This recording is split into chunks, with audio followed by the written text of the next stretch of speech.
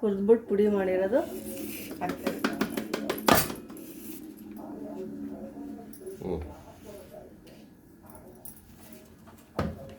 ಅದಕ್ಕೆ ಬೆಲ್ಲ ಕರಗಿಸಿ ಇಟ್ಕೊಂಡಿರೋದನ್ನ ಹಾಕೋಬೇಕು.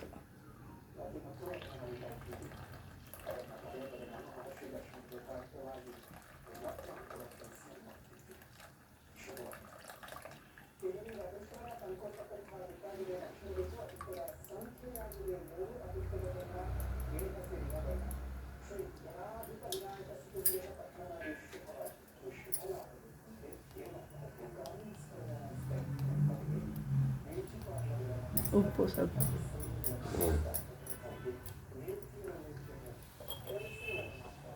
ಅಷ್ಟು. ಅದನ್ನ ಕುದಿ ಬರೋ ತನಕ ಬಿಟ್ಟು ಆಮೇಲೆ ಅದಕ್ಕೆ ಇಡ್ಲಿ ರವೆ ಇರುತ್ತಲ್ಲ ಅದನ್ನ ಹಾಕಿ ತಿರುಗೋದು, ಉಕ್ಕರಿಸ್ಕೊಂಡು ಉಂಡೆ ಕಟ್ಬಿಟ್ಟು ಕಡುಬು ಮಾಡೋದು. ಸರಿ, ಕುದಿ ಬರಲಿ.